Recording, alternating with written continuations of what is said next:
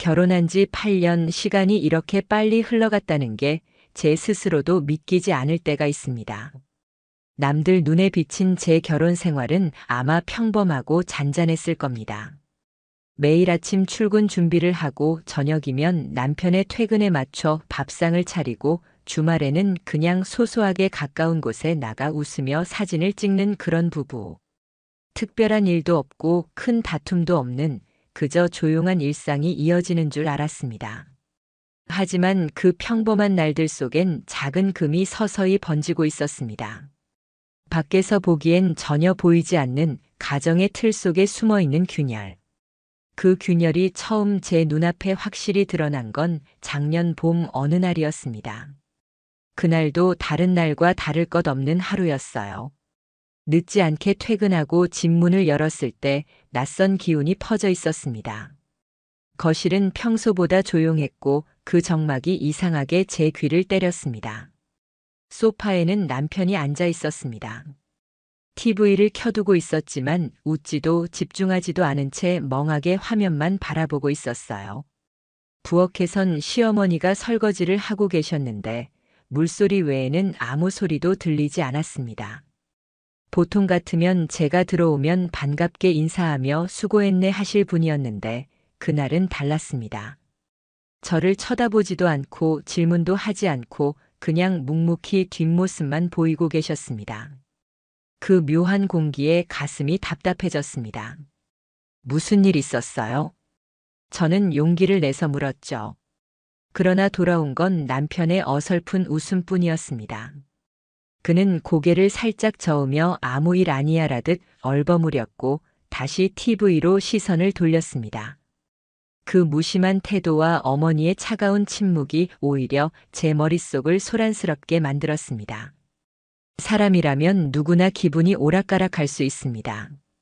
처음에는 그렇게 합리화를 했습니다. 피곤했겠지, 직장에서 힘든 일이 있었겠지, 어머니도 몸이 좋지 않으신 걸까. 몇 번은 그냥 흘려보냈습니다. 하지만 이상한 점은 흐지부지 사라지기는커녕 점점 더 뚜렷해졌습니다. 남편과 시어머니의 태도는 날이 갈수록 달라지고 있었으니까요. 어느 순간부터 시어머니는 아예 제 눈을 피했습니다. 밥을 차리며 가볍게 말을 걸면 고개만 끄덕이거나 아예 대꾸도 하지 않았습니다. 전에 같았으면 밥은 먹었니? 안 피곤하니 하며 챙기셨을 분인데 이제는 시선을 마주치지 않고 짧은 숨소리만 흘렸습니다. 아무리 생각해도 자연스럽지 않았습니다. 남편은 더 이상했습니다. 퇴근하고 들어오면 휴대폰을 손에서 떼는 일이 없었습니다. 거실에 앉아 있을 때도 심지어 화장실을 갈 때도 샤워하러 들어갈 때도 반드시 손에 쥐고 있었습니다. 전엔 분명 휴대폰을 무심히 아무데나 던져놓던 습관이 있었는데 이젠 단 한순간도 놓질 않았습니다. 그제야 본능처럼 불길한 기분이 찾아왔습니다. 이건 단순히 기분이 안 좋거나 일시적인 문제가 아니라고 제 안쪽 깊은 곳에서 알람이 울리고 있었습니다. 어떤 일이 벌어지고 있다는 직감. 그러던 어느 저녁 남편의 셔츠에서 낯선 향이 풍겨왔습니다. 제가 쓰는 어떤 향수와도 다르고 톡 쏘는 듯한 강하고 진한 향. 순간 멈칫하며 물어봤습니다. 이거 무슨 냄새예요? 향수 뿌렸어요? 그러자 남편은 태연하게 말했습니다. 회사 여직원이 생일이라 돌린 거야. 그냥 장난으로 뿌려줬어. 순간 이상하게 느껴졌습니다. 그냥 우연한 질문에 대한 대답치곤 그 톤과 속도가 너무 정확했거든요. 마치 몇 번이고 스스로 연습하며 준비한 답처럼 술술 흘러나왔습니다. 그날 이후 저는 남편을 주시하기 시작했습니다. 출퇴근 시간 몇 시에 들어오고 몇 시에 나가는지. 예전에는 늦으면 미리 연락하던 사람이 이제는 문자 한 줄조차 없이 시간을 흘려보냈습니다. 다녀온 흔적조차 엉성했습니다. 냉장고에 채워둔 맥주가 자꾸 사라지고 생명처럼 소중히 아끼던 넥타이 핀도 며칠 동안 보이지 않았습니다. 밤이 되면 남편은 늘 제게 등을 돌리고 누웠습니다. 대화조차 이어가지 않았습니다. 제가 한마디라도 붙이면 그는 피곤하다며 짧게 뱉고는 곧바로 눈을 감아버렸습니다. 같은 방, 같은 이불을 덮고 있지만 남처럼 느껴지는 거리. 그 변화는 너무나 명확했습니다. 그리고 더욱 낯설었던 건 시어머니의 눈빛입니다. 제 표정을 살짝 훑고는 금세 고개를 돌리곤 하셨죠. 무언가를 알고 있으면서도 모른 척하는 사람의 표정. 그 침묵이 오히려 제 귀에 크게 울렸습니다. 매일이 점점 더 피폐해졌습니다. 밥을 먹으면서도 거실에 앉아 있으면서도 저는 두 사람의 행동 하나하나에 온 신경을 곤두세웠습니다. 그러다 어느 날 예기치 못한 순간이 찾아왔습니다. 남편이 급히 화장실에 들어가면서 휴대폰을 테이블 위에 두고 간 겁니다. 심장이 요동쳤습니다. 머릿속에서 수십 번 쌓은 생각이 현실로 다가왔던 순간. 망설임은 길지 않았습니다. 손은 이미 움직이고 있었으니까요. 그는 패턴 잠금을 걸어두었지만 저는 이미 그의 손가락 움직임을 곁눈질로 여러 번 본 적이 있었습니다. 기억을 더듬으며 화면 위를 따라 그리자 거짓말처럼 잠금이 풀렸습니다. 그리고 그 안에서 저는 제 인생을 송두리째 흔드는 문장을 마주했습니다. 자기, 오늘도 와줄 거지? 나 요즘 자기 없으면 못 자잖아. 심장이 멎는 듯 했습니다. 메시지를 올려보니 사진이 이어졌습니다. 두 사람이 주고받은 은밀한 대화들, 함께 찍은 듯한 사진들. 그리고 프로필 사진 속 여자 얼굴은 제가 기억하는 그 여자였습니다. 예전에 회사 회식 자리에서 잠시 스쳤던 제 남편이 인사하며 소개했던 그 여자. 순간 제 손이 심하게 떨렸고 결국 휴대폰이 바닥으로 떨어지며 쾅 소리를 냈습니다. 그 소리를 듣고 남편이 허겁지겁 뛰어나왔습니다. 제 손에 들린 자기 휴대폰을 보자 그의 표정이 단숨에 굳었습니다. 왜 남의 휴대폰을 함부로 봐? 그는 다그쳤습니다. 변명은 없었습니다. 잘못했다는 말조차 없었습니다. 오히려 저를 몰아세우는 그 태도에서 저는 산산이 부서지는 소리를 들었습니다. 그날 밤 더 끔찍한 순간이 기다리고 있었습니다. 방으로 들어온 시어머니가 문을 닫고 제 옆에 앉으셨습니다. 제 눈을 피할 줄 알았던 그분이 그제야 입을 여셨습니다. 내가 요즘 이상하다 싶었는데 그걸 알아챈 거였구나. 순간 심장이 뻐근하게 멎는 줄 알았습니다. 그건 곧 시어머니가 모든 걸 이미 알고 있었다는 뜻이었습니다. 저는 울먹이며 물었습니다. 왜 말씀 안 하셨어요, 어머니? 왜 혼자 두셨어요? 그때 돌아온 답은 제 안에서 마지막 버팀목을 무너뜨렸습니다. 애미야, 남자들이 다 그래. 그 정도는 눈 감고 넘어가는 게 더 편해. 그 순간 제 세상이 산산조각이 났습니다. 제가 믿었던 결혼, 믿었던 사람, 믿었던 가족. 모두 다 제 편이 아니었습니다. 남편은 배신했고 시어머니는 알고도 모른 척하며 그를 감쌌습니다. 그리고 저 혼자만 우스운 희생양으로 남았습니다. 눈물이 멈추지 않았습니다. 하지만 그 안에서 가장 선명하게 일어난 생각은 분노였습니다. 이대로 끝낼 순 없다. 눈물로 묻고 넘어갈 순 없다. 저를 지옥으로 몰아넣은 그들 모두에게 반드시 대가를 치르게 하겠다고. 밤이 새도록 눈을 감을 수 없었습니다. 베개 위로 쉴 새 없이 눈물이 흘렀지만 그보다 더 저를 괴롭혔던 건 머릿속에서 연이어 터지는 장면들이었습니다. 남편의 휴대폰 화면에 남겨진 대화창, 낯선 여자의 얼굴, 그리고 그 모든 걸 이미 알고 있었던 시어머니의 차갑던 목소리. 몸은 무겁게 바닥에 깔렸지만 심장은 쉬지 않고 뛰었습니다. 울분과 모멸감을 얼마나 삼켰는지 가슴이 조여오고 속은 뒤틀리듯 메스꺼웠습니다. 나 이제 어떻게 해야 하지? 그냥 모른 척하고 또 살아야 하나? 아니야, 절대 그럴 수 없어. 저는 원래 이런 사람이 아니었습니다. 의심을 품고 남편의 행적을 쫓아다니는 성격도 아니었고 남편을 위해 성실히 내조하고 시댁에 가면 남들보다 먼저 일어나 일손 돕는 그런 아내였습니다. 그런데 지금 제 모습은 완전히 낯설었습니다. 하지만 방 한가운데 앉아 울던 순간 내 안에서 아주 선명한 목소리가 들렸습니다. 이젠 당하고만 살진 않겠다. 나를 지옥으로 몰아넣은 그들에게 반드시 돌려줄 거야. 그날부터 저는 철저히 다른 사람이 되었습니다. 우선 남편의 휴대폰에서 확보한 대화와 사진들을 캡처했습니다. 손이 떨려서 몇 번이나 잘못 누르기도 했고 눈물이 번져 화면이 흐려져서 조심스럽게 다시 찍어야 했습니다. 그렇게 모아둔 파일들을 제 개인 이메일로 전송해 저장했습니다. 흔적을 남기지 않기 위해 숨긴 폴더까지 활용하며 치밀하게 움직였습니다. 다음은 그 여자였습니다. 남편의 카톡 대화 속 프로필 사진, 닉네임, 대화 내용 속 단서들을 기반으로 인터넷과 SNS를 뒤졌습니다. 결국 그 여자의 흔적을 찾게 되었어요. 이름, 직장, 직책, 취미, 자랑처럼 올려둔 사진들. 그녀는 남편 회사의 기획팀 팀장이었습니다. 사진 속 그녀의 삶은 화려해 보였습니다. 카페에서 찍은 커피잔 2개, 호텔 뷔페에서 찍어 올린 와인잔, 어디선가 보이는 남성의 손목 일부. 처음에는 그냥 평범한 사진처럼 보였지만 제 눈은 그 장면에서 바로 낯익은 것을 포착했습니다. 그 손목에 걸린 시계. 제가 몇 년 전 남편 생일에 사준 그 브랜드, 그 디자인이었습니다.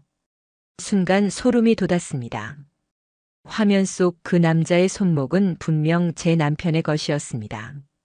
이제 저는 더 이상 추측할 필요가 없었습니다. 확신은 이미 증거로 변해버렸습니다. 그 순간 가슴은 미친 듯 쿵쾅거렸습니다. 분노와 모욕감 속에서 저는 더욱 치밀하게 변했습니다. 단순히 의심하는 아내가 아니라 증거를 모으는 수사관처럼 제 삶을 뒤집어 놓았습니다. 남편이 집에 들어오면 저는 무심한 듯 태연을 가장했습니다. 그러나 작은 녹음기가 제 옆에 놓여 있었습니다. 대화 중 중요한 대목은 몰래 녹음해뒀습니다. 회사에서 돌아오는 길에 남편의 차를 유심히 살피며 혹시 모를 흔적을 기록했습니다. 때로는 그 여자 회사 앞에서 근처 카페에 앉아 기다리기도 했습니다. 차 안에서 멀찍이 찍은 사진들이 제 휴대폰 앨범 속에 쌓여갔습니다. 저는 남편의 신용카드 내역까지 털어보았습니다. 호텔, 레스토랑, 와인바. 날짜와 시간이 서로 맞아떨어지는 그 기록들이 도미노처럼 놓여 있었죠.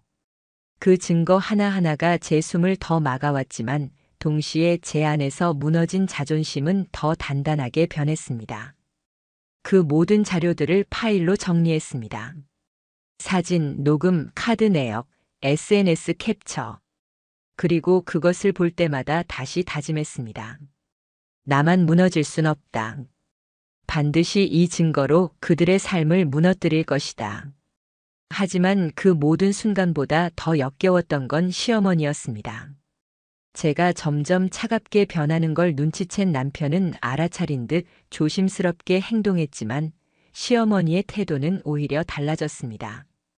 전처럼 따갑게 침묵하지 않았습니다. 다시 예전처럼 살갑게 말을 걸었습니다. 얘야, 요즘 얼굴에 기운이 없어.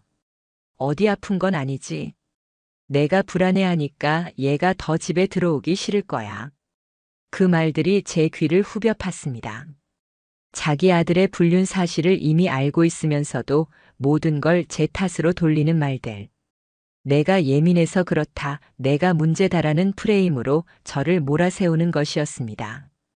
저는 겉으로는 눈을 피하고 약한 척하며 고개를 숙였지만 머릿속은 이미 싸늘하게 풀려 있었습니다. 그래, 이제 어머니도 공범이야. 나를 조금씩 짓눌러서 결국 포기하게 만들려는 진짜적. 저는 이제 선택했습니다. 무너지는 척, 약한 척 연기하면서 그들의 연극을 끝까지 감시하기로.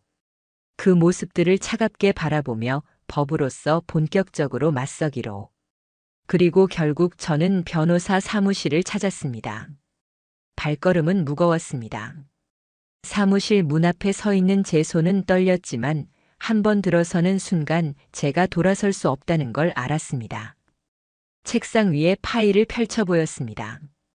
변호사님은 하나하나 자료를 확인했고 곱씹듯 말했습니다. 충분합니다. 상간자 소송 가능합니다. 이혼 소송과는 별개로 진행할 수 있겠네요. 그 말 한마디가 제 폐부 깊이까지 내려와 꽂혔습니다. 모든 게 무의미하게 무너진 줄 알았는데 제가 버틸 수 있는 법적인 무기가 손에 들어온 순간이었습니다. 그때 저는 단단히 깨달았습니다. 지금 제가 붙잡아야 할 건 가정이 아니라 제 삶입니다. 제가 떠나야 할 건 가정이라는 단어에 가려진 늪이었고, 이제 제가 걷는 길은 제 존재를 지키는 길이라는 걸요. 그러던 중 우연히 남편의 차 블랙박스 속에서 더 끔찍한 장면을 보게 됐습니다. 남편이 차에 그 여자를 태우고 제 생일 하루 전날 호텔 주차장으로 들어가는 장면이 담겨 있었습니다. 그리고 남편 손에는 케이크가 들려 있었습니다. 제가 몇 달 전에 남편 생일을 위해 직접 주문했던 그 디저트 가게에서 산 것과 똑같은 케이크. 포장도 디자인도 이름도 그대로였습니다. 그 장면을 보며 저는 더 이상 울지도 못했습니다. 웃음이 터져 나왔습니다. 허탈한 웃음이었죠. 한편으론 이렇게까지 비참할 수 있나 싶었고, 다른 한편으론 오히려 모든 증거가 제 발 앞에 굴러들어왔다는 사실이 섬뜩했습니다. 그리고 그날 밤 시어머니가 또 제 방문 앞에서 속삭였습니다. 얘야, 남자 일 하나로 인생 망치지 마. 그냥 눈 감아라. 내가 손해야. 저는 조용히 문을 바라봤습니다. 그리고 마음속에서 확고히 결심했습니다. 이제 이건 단순히 남편의 배신이 아니다. 이제는 남편, 그 여자, 그리고 시어머니. 셋이 함께 날 속이고 내 삶을 짓밟았다. 그렇다면 이제부터는 나도 날카로워질 차례다. 그날 이후 제 눈빛은 완전히 달라졌습니다. 제가 살아온 자기 희생적인 아내의 얼굴은 더 이상 없었습니다. 이제 제 자리를 지킬 유일한 무기는 차갑고 치밀한 복수와 법적 대응이었습니다. 변호사 사무실에서 나오는 제 발걸음은 무겁고도 묘하게 가벼웠습니다. 손에 들린 종이 한 장 상간녀에게 발송될 내용 증명 초안은 제 삶의 방향을 송두리째 바꿀 무기였습니다. 누군가는 그저 서류 한 장에 불과하다고 말할 수 있겠죠. 하지만 제겐 그 종이가 지금까지의 굴욕과 눈물로 얼룩진 시간들을 대신해 싸울 수 있는 창이자 방패였습니다. 서류를 들여다보는 동안 제 안에서 이상한 감정이 일어났습니다. 분노와 비참함이 뒤엉킨 상태에서 묘한 시원함이 터져 나왔던 겁니다. 그토록 억눌렸던 고통을 이제는 말할 수도 증명할 수도 있다는 안도감. 이제 더 이상 혼자가 아니란 안도감이 저를 지탱했습니다. 그러나 서류를 보내기 전 한 가지 마음에 맺혀 있던 게 있었습니다. 그 여자, 남편과 함께 제 인생을 무너뜨린 그 여자를 직접 눈으로 마주하고 싶었습니다. 무슨 얼굴을 하고 다녔는지, 어떻게 남의 가정을 그렇게도 대수롭지 않게 망가뜨렸는지 묻고 싶었습니다. 변호사님은 조심스러워했지만 결국 제 뜻대로 그녀의 회사 앞에서 조우를 시도하기로 했습니다. 퇴근 시간 무렵 저는 회사 앞 도로에 서 있었습니다. 손끝이 떨리고 땀방울이 이마에 맺혔지만 눈빛만큼은 차가웠습니다. 제 시선은 출입문을 고정했고 이내 문이 열리며 그녀가 나왔습니다. 화장이 잘 받쳐진 얼굴, 세련된 정장 차림, 하이힐 소리까지 당당했습니다. 마치 세상 모든 걸 가진 것처럼 빛나 보였습니다. 순간 제 자신이 왜 이토록 초라해졌는지 자조감이 밀려왔습니다. 하지만 곧 마음을 다잡았습니다. 아니야, 진짜 초라한 건 남의 것을 훔치고 숨는 사람들이지. 저는 차분히 그녀에게 다가갔습니다. 저 강현우 씨 아내예요. 잠시 시간 괜찮으세요? 순간 그 여자의 표정이 굳었습니다. 눈빛은 단칼에 흔들리더니 곧장 발걸음을 뒤로 물렸습니다. 말도 똑바로 못하고 황급히 택시를 잡아타더니 그대로 떠나버렸습니다. 저는 거기 서서 숨을 고르며 확신했습니다. 그 반응만으로 충분했습니다. 죄책이 없다면 담대하게 부인할 수 있었겠죠. 하지만 피하지 못해 도망쳐버린 건 이미 스스로 인정한 것이나 다름없었습니다. 이틀 뒤 변호사를 통해 그녀의 회사와 자택으로 내용 증명이 정식 발송되었습니다. 이제는 절차상 공식적으로 상간녀라는 타이틀이 그녀 삶의 일부가 되기 시작한 겁니다. 그런데 저는 남편에게 이 사실을 말하지 않았습니다. 끝까지 아무것도 모르는 척했습니다. 여전히 무심하고 바보 같은 척 그들의 연극에 맞춰주기로 했습니다. 남편은 시치미를 떼며 휴대폰을 놓지 않았고 시어머니는 저를 계속 관찰하는 듯 했습니다. 그들의 가식적인 연극이 제 눈앞에서 벌어지고 있었죠. 저는 그 모습을 보며 오히려 묘한 쾌감을 느꼈습니다. 그래, 끝까지 속아주는 척 해줄게. 그래야 너희가 무너질 때 더 통쾌하니까. 며칠 뒤 시어머니가 제 방문을 두드렸습니다. 얘야, 이번에 친구네 돌잔치 간다며? 같이 가자꾸나. 내가 아는 사람도 많고 좋잖아. 그 순간 깨달았습니다. 시어머니에게 중요한 건 현실의 문제나 제 고통이 아니었습니다. 단 하나 체면. 아들이 무슨 짓을 해도 집안이 어떤 추문에 휩싸여도 겉으로 보이는 흠없는 가정 그 허울만이 그분에겐 전부였습니다. 예전처럼 억눌린 며느리였다면 그냥 고개를 끄덕였을지도 모릅니다. 하지만 이젠 달랐습니다. 저는 눈을 똑바로 마주보며 말했습니다. 어머님, 저 그 여자한테 내용 증명 보냈어요. 상간자 소송 들어갑니다. 정적이 흘렀습니다. 시어머니의 얼굴은 하얗게 굳더니 폭발하듯 소리를 질렀습니다. 너 미쳤니? 그걸 왜 보내?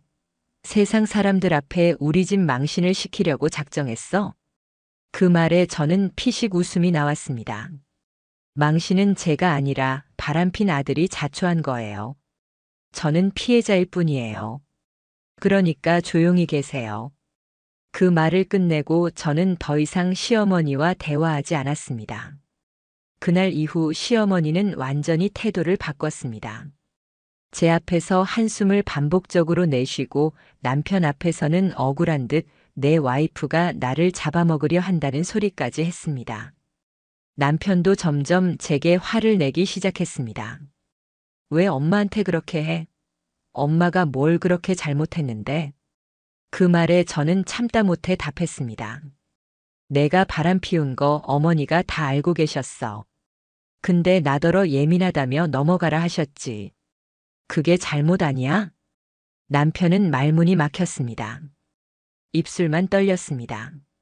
저는 그 침묵에서 충분히 읽어냈습니다. 그건 곧 인정이었으니까요. 그 이후 저는 눈 하나 깜빡이지 않고 법적 절차를 밟아 나갔습니다. 변호사와 상담을 이어갔고 이혼 소송과 상간자 소송을 동시에 준비했습니다.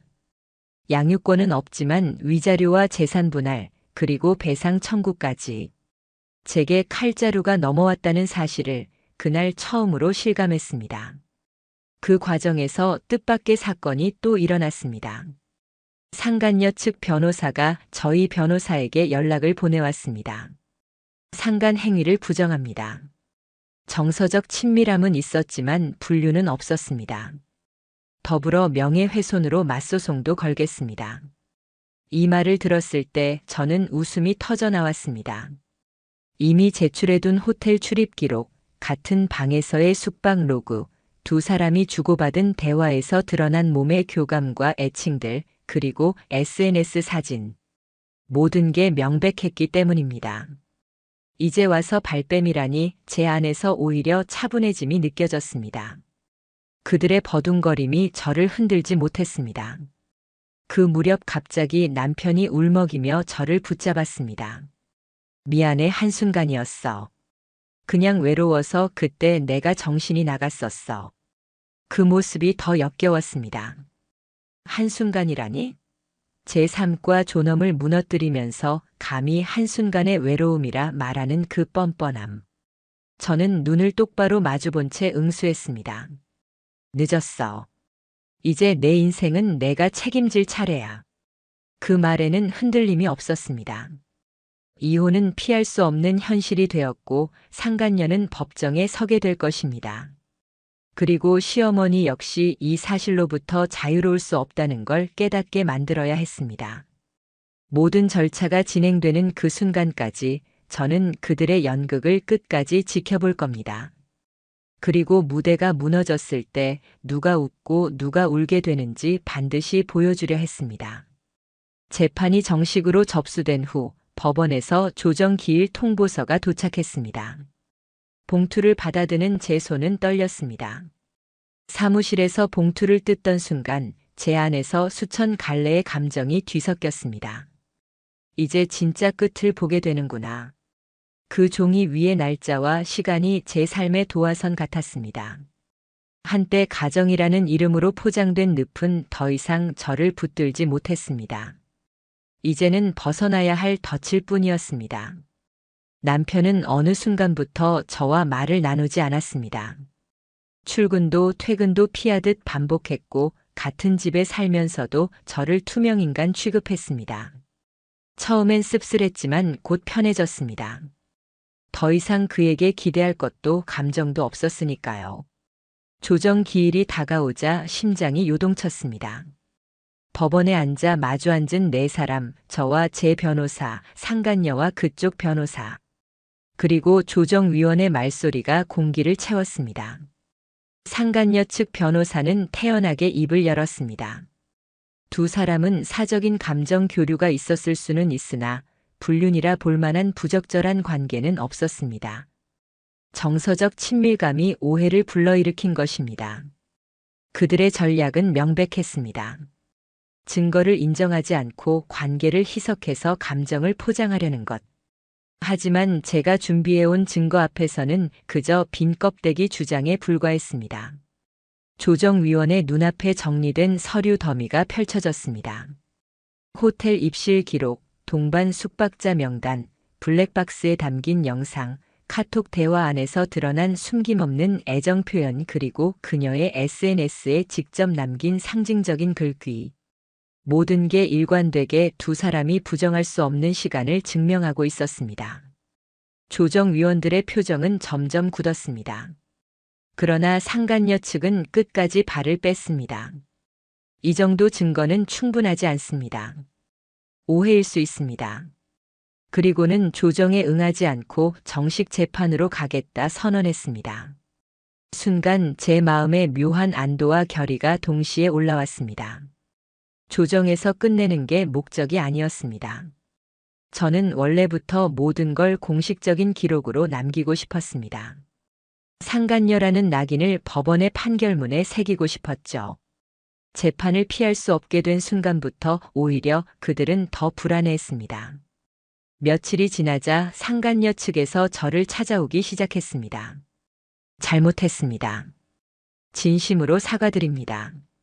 합의금 조금 더 드리겠습니다. 소송은 없던 걸로 해주실 순 없을까요? 회사 쪽에도 소문이 돌기 시작했습니다. 제발 더는 못 버팁니다. 저는 묵묵히 지켜만 봤습니다. 그들의 떨림과 발걸음이 오히려 제게 위안이 됐습니다. 제가 얼마나 절벽 끝에서 버텼는지 이제 그들이야말로 무너져 내리고 있었습니다. 하지만 그보다 더 놀라운 일은 시어머니였습니다. 어느 날 저를 찾아와 무릎을 꿇었습니다. 평생을 체면이라는 갑옷으로 무장한 분이었습니다. 자존심 하나로 살아온 분이 제 앞에 무릎을 꿇고 눈물을 흘렸습니다. 얘야, 미안하다. 내가 다 알고 있었어. 하지만 널 잃고 싶지 않아서. 내가 며느리 노릇 잘해줘서 난 너밖에 없었는데. 그 순간 묘하게 허탈했습니다. 울컥함보다 역겨움이 앞섰습니다. 지금은 무릎 꿇을 줄 알면서 왜 그때 제게 그런 말을 하셨어요? 왜 날 예민한 사람으로 몰았어요? 왜 체면 때문에 제 고통을 덮으셨어요? 제 목소리는 차갑게 갈라졌습니다. 어머님 너무 늦으셨어요. 무릎 꿇는다고 모든 게 지워지진 않아요. 저는 그 말을 끝내고 문을 닫았습니다. 문틈 사이로 흐느끼는 울음이 새어나왔지만 단 한순간도 흔들리지 않았습니다. 그 뒤로 시어머니는 끊임없이 메시지를 보냈습니다. 길게 사과문 같은 문장, 과거의 잘못을 은조리는 후회, 다시 살자고 애원하는 간청. 하지만 저는 단 하나의 답도 주지 않았습니다. 제 휴대폰 속 그 텍스트들은 하나의 증거처럼 쌓여만 갔습니다. 마침내 재판날이 다가왔습니다. 법정은 무겁고 차가운 공기로 가득 차 있었습니다. 저는 깔끔히 정장을 입고 변호사와 함께 자리에 앉았습니다. 잠시 후 그녀가 들어왔습니다. 고개를 푹 숙인 그 모습은 그토록 당당했던 얼굴과는 너무도 달랐습니다. SNS 속에서 세상 누구보다 자신감 넘치던 그녀는 그림자에 짓눌린 뒷모습으로 서성이고 있었습니다. 판사는 증거 하나하나를 확인했습니다. 호텔 출입 기록, 입실 로그, 블랙박스 영상. 그 순간 법정 안의 공기는 더 차갑게 가라앉았습니다. 누구도 부정할 수 없었습니다. 마침내 판사의 목소리가 울려 퍼졌습니다. 피고는 원고에게 손해배상금 2천만 원을 지급하라. 판결이 내려지는 순간 그녀의 어깨는 툭 하고 무너졌습니다. 눈물이 떨려 흐르며 떨리는 목소리가 제 귀에 들렸습니다. 죄송합니다. 이렇게까지 될 줄은 몰랐어요. 저는 천천히 그녀를 바라봤습니다. 남의 가정 무너뜨릴 땐 즐거웠겠죠. 그 대가예요. 이건 시작일 뿐입니다. 제 목소리는 차갑고 흔들림 없었습니다. 재판장을 나서면서 저는 그제야 고개를 들었습니다. 머리 위 전등이 쏟아지듯 환히 비쳤지만 제 마음은 오히려 고요했습니다. 무너지는 건 제가 아니라 그들이었습니다. 재판이 끝나고 집으로 돌아왔을 때 제 마음은 이상할 정도로 고요했습니다. 눈물도 분노도 통쾌함도 아니었습니다. 그저 오래 막혀있던 숨이 풀려나온 듯 맑게 세상을 바라보는 기분이었습니다. 손에 들린 판결문은 무겁지만 동시에 가벼웠습니다. 이제 끝났다는 표시 같았습니다. 그날 밤 남편은 술에 절어 집에 돌아왔습니다. 현관에 들어오자마자 신발을 벗지도 못한 채 바닥에 주저앉아 울기 시작했습니다. 나 진짜 후회해. 모두 다 잃은 것 같아. 엄마도 날 피하고 회사에서도 다 알게 됐고 그 여자도 이제 전화조차 받지 않아. 그 울음은 진심일지도 모릅니다. 하지만 그게 무슨 상관이겠습니까? 울음으로 무너진 지난 시간을 되돌릴 수는 없습니다. 그의 눈물이 제게 작은 동정조차 불러일으키지 못하는 걸 깨달았을 때 저는 오히려 안정감을 느꼈습니다. 정신 차려. 내 인생을 무너뜨린 건 너 자신이야. 제 목소리는 차갑고 분명했습니다. 그 말이 그의 울음을 더욱 키웠지만 저는 등을 돌렸습니다. 이혼 절차는 생각보다 빠르게 진행됐습니다. 법원은 저에게 위자료와 재산 분할에서 우위를 주었습니다. 결국 우리가 살던 집은 제 명의로 넘어왔고 남편은 보증금도 없는 작은 원룸으로 나갔습니다. 제가 지켜온 공간이 온전히 제 것이 되었을 때 홀로 남겨진 저는 처음으로 안도했습니다. 그 후 들려온 소식들은 말 그대로 참혹했습니다. 먼저 남편의 추락. 직장의 소문은 삽시간에 퍼졌습니다. 상급자들이 눈치를 주었고 결국 팀장 자리에서 밀려 지방 발령을 받았다고 했습니다. 회사 안에서도 그를 피하는 이들이 늘어나더니 회식 자리에도 이름이 빠지기 시작했답니다. 함께 웃던 동료들이 하나둘 등을 돌린 겁니다. 외도라는 낙인은 그렇게 그의 어깨를 짓눌렀습니다. 그리고 상간녀, 그녀의 삶은 더욱 빠르게 무너졌습니다. 직장에서는 공식 징계가 내려졌고 다른 지점으로 인사 발령이 났습니다. 그러나 이미 퍼진 뒷담화와 낙인 속에 버틸 수 없었는지 결국 회사를 그만두었다는 얘기를 들었습니다. 가족에게도 사실이 알려져 완전히 고립되었다고 했습니다. 화려함을 자랑하던 SNS 계정은 폐쇄되거나 비공개로 돌려졌습니다. 사진 속에서 반짝이던 그 기세는 사라지고 뒤따라온 건 침묵과 흔적 지우기 뿐이었습니다. 그리고 시어머니. 제가 집을 떠난 뒤 어머니는 남편과의 연락마저도 끊기게 됐다고 들었습니다. 자신이 평생을 지켜온 체면은 오히려 사람들의 입에서 비난으로 돌아왔습니다. 며느리가 얼마나 고생했는데 쫓아냈다더라. 남편 바람을 눈 감아주고 며느리를 탓했대. 동네에서는 그렇게 수군거림이 퍼졌습니다. 결국 혼자가 된 시어머니는 그제야 자신이 감쌌던 아들과 집안이 오히려 자기 등을 돌렸다는 걸 깨달으셨겠죠. 체면을 지키려다 모든 걸 잃은 겁니다. 저는 그 모든 소식을 조용히 듣고만 있었습니다. 차갑게 웃으며 스스로 다짐했습니다. 그래, 이게 죗값이야. 그 누구도 피해 없이 제 발로 빠져나갈 순 없어. 그러나 제 이야기는 단순히 그들의 몰락에서 끝나지 않았습니다. 그건 제 인생의 일부일 뿐, 이제부터의 본론은 회복이었습니다. 재판이 끝난 어느 날 변호사님이 제게 말씀하셨습니다. 처음 오셨을 때보다 표정이 많이 편해지셨어요. 저는 오래간만에 미소 지었습니다. 이제야 제 삶을 찾은 것 같아요. 이제야 제 감정과 제 선택에 솔직해질 수 있을 것 같아요. 저는 제 이름을 바꾸었습니다. 함께 붙었던 그의 이름을 떼어내고 처음 제게 주어졌던 이름의 빛을 되찾았습니다. 그 이름으로 새 삶의 첫 장을 쓰고 싶었습니다. 저는 일을 다시 시작했습니다. 집안일과 며느리로서의 책임에 매달렸던 시간을 뒤로 하고 제 경력을 되살렸습니다. 새로운 직장에서 낯선 사람들과 부딪히며 웃음도 다시 배우게 되었습니다. 거울 앞에 선 제 얼굴은 아직 상처투성이었지만 그 속에서 분명히 다시 반짝이는 눈빛을 발견했습니다. 이제 저는 숨기지 않습니다. 예전의 저였다면 불륜을 당했다는 사실이 부끄럽고 억울해 지워버리고 싶었을 겁니다. 하지만 지금은 다릅니다. 저는 스스로 말할 수 있습니다. 나는 당했다. 그러나 증명했고 끝까지 싸워 이겼다. 아무도 대신 싸워주지 않았습니다. 제 두려움과 고통을 나 외엔 감당해줄 이 없었습니다. 그러나 저는 버텼습니다. 그 자체로 이미 강하다는 걸 깨달았습니다. 이 이야기를 영상으로 남기고 싶었던 이유도 바로 그 때문입니다.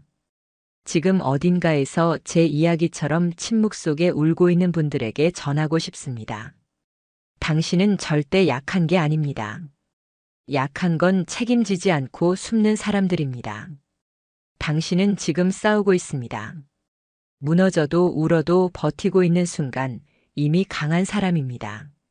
저는 이제 다시 삶을 씁니다. 제 이름으로, 제 힘으로. 그리고 더 이상 누구의 그늘에도 가려지지 않는 얼굴로 살아갑니다.